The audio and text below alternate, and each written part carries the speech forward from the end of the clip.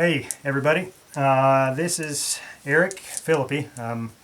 I normally, anything that I've ever put on YouTube so far has been music and songs that I've written, because that is definitely a very huge love of mine. It's a very deep passion of mine, is writing songs and creating music.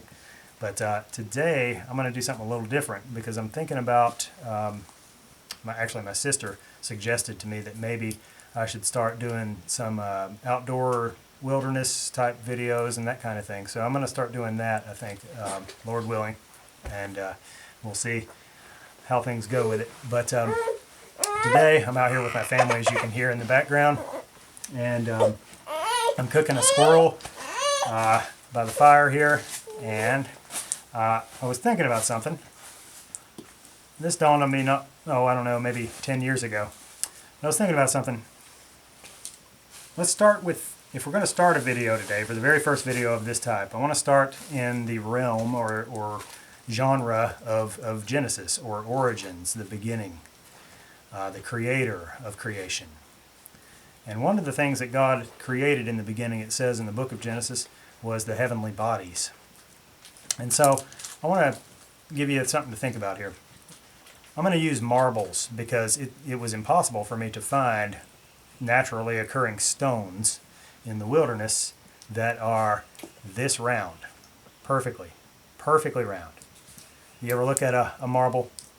At least to my eye and your eye, it would look perfectly round. I mean, I've got several of them here. I borrowed them from my little boy today to make this point.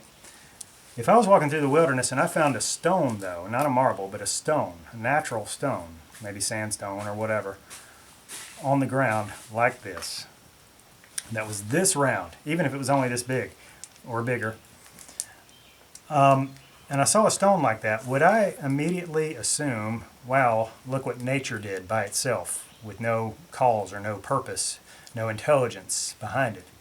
Of course I could not assume that. Not even about one stone like that, much less if I were to find 4 or 5 or 10 stones like that. I would definitely know somebody did this. Something intelligent manipulated these stones and caused them to become at least seemingly perfectly circular, especially if you found more than one. And I would think that maybe Native Americans had done it for some reason, or something like that, maybe to make a bola or something along those lines. But I would definitely never assume that just nature just did that by itself, without any help, without any manipulation from something intelligent, namely a human.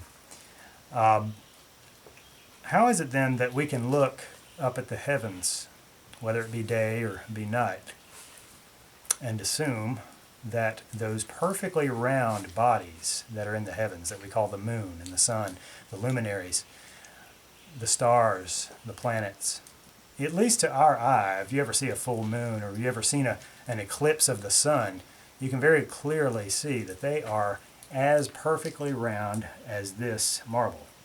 I mean, absolute perfection in their roundness. How is it that we can look at that and then assume that just happened from an explosion?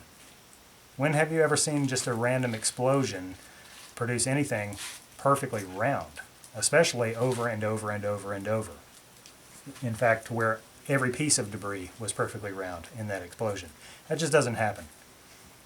Perfectly round, anytime in the wilderness or whatever natural setting, would obviously indicate that it would be design.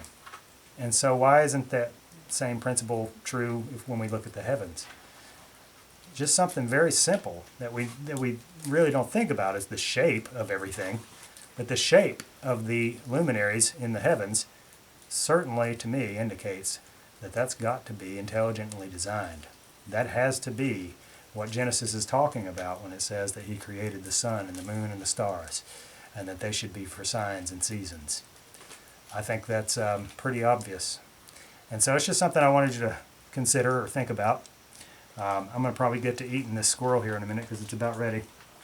But maybe we'll talk about that kind of stuff in the next video. But for today, I just wanted to start with a thought from our origins and from the origin and the originator, our creator, God. And we'll get into some more stuff in the next video. But I appreciate it. Thanks.